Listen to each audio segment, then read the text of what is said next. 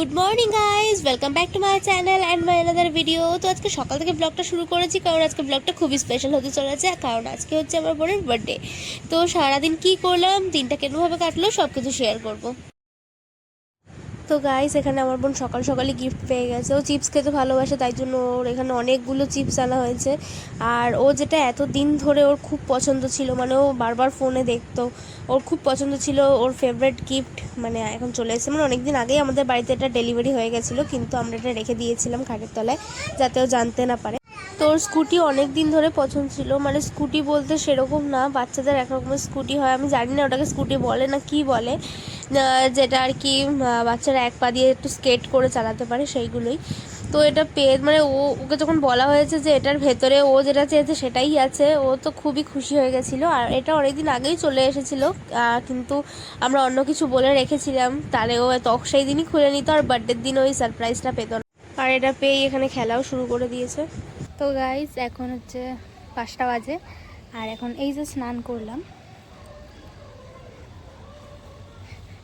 আর এখন যাব হচ্ছে দিদিকে আনতে। প্রথমে দিদিকে নিয়ে আসবো, দেন রেডি হব। রেডি হওয়ার আগেও আমাদের পুরো ছাদটা ডেকোরেশন করতে হবে, বেলুন ফেলুন ফুলিয়ে ডেকোরেশন করতে হবে, তারপরে রেডি হব।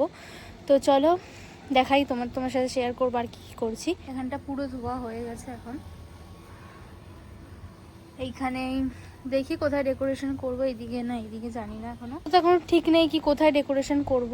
তো আগে দিদিকে নিয়ে আসি, তারপরে ঠিক করব কোথায় ডেকোরেশন করব। ততক্ষণে বাবা খেয়ে নিক, খেয়ে তারপরে ওপরে আসবো সবাই মিলে। চেয়ার টেবিলও আনা হয়ে গেছে, এগুলো এখন সাজানো হবে। নেয় না তোমার নতুন স্কুটি, সরে গেছি, চালা।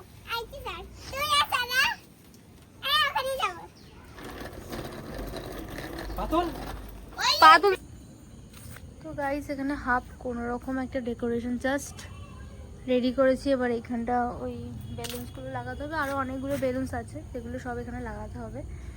তো ডেকোরেশনটা করে নিই, দেন যাবো রেডি হতে, অনেকটাই এখন রাত। তো এটা করে তারপরে নিচে যাবো। তো গাইস, এখানে অনেকটা কমপ্লিট হয়েছে আপাতত, কিন্তু এখানে এখন এই বেলুনগুলো সাজানো হচ্ছে। দেখি এটা কিভাবে এখন লাগানো যায়। আরো বেলুন আছে, আমরা অনেক বেলুন এনেছি, কিন্তু কোথায় লাগাবো খুঁজে পাচ্ছি না। নেই না, হ্যাঁ দিচ্ছি, নেই না, খুব সুন্দর লাগছে। গাইস, এখানে দেখো পুরোটা সাজানো হয়ে গেছে। এখানে এখনো বেলুন বেঁচে গেছে এতটা, তো এগুলো জানি না এখন কি করা হবে।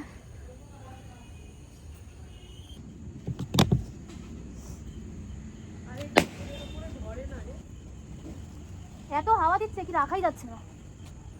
তো এখন তো হয়ে গেছে গাইস, অনেকটাই আমাদের সাজানো, মানে পুরোপুরি হয়ে গেছে। আর এইখানটা ব্যাস কেক কাটা হবে, তারপরে এইখানটা পুরো সরিয়ে দিয়ে খেতে দেওয়া হবে। আর উপরে কুলারটাও নিয়ে এসেছি।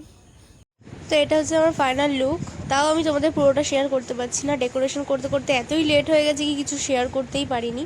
তো এখন এখানে কেক আনাও হয়ে গেছে, আর এখানে কেক কাটিং হবে, তো তার জন্যই সাজানো হচ্ছিল।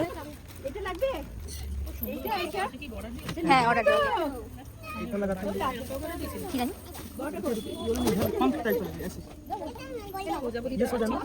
এই, হ্যাঁ ওখানে ওখানে ওখানে।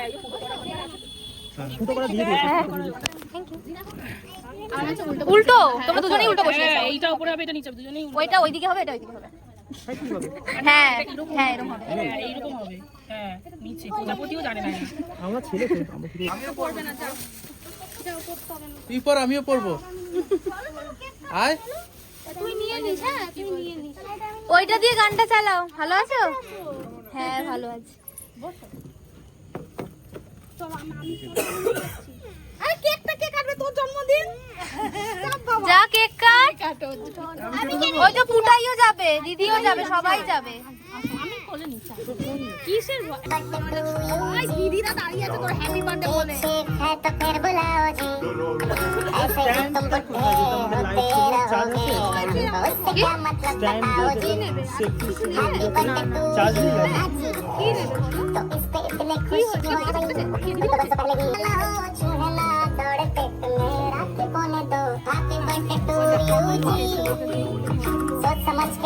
তো গাইস, গাইস, এটা হচ্ছে বোনের বার্থডে কেক, আর এটা কাস্টমাইজ করে আনা হয়েছে।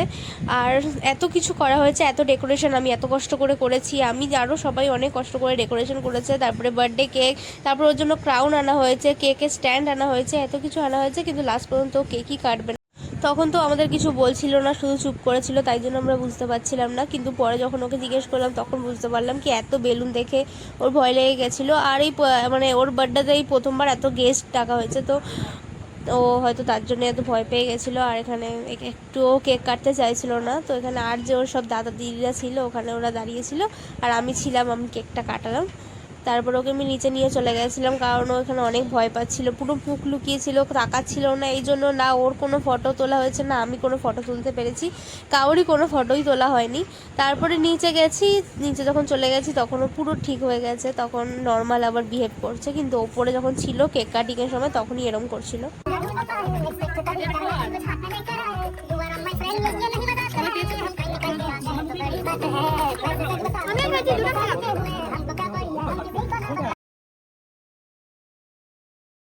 এখনও পুরো নর্মাল হয়ে গেছে, এখনও নিজে গিফটগুলো ওপেন করছিল আর খেলা করছিল। তো ওপরে এখন সবাই খাচ্ছে, তো এরপরে আমরাও খেতে যাব।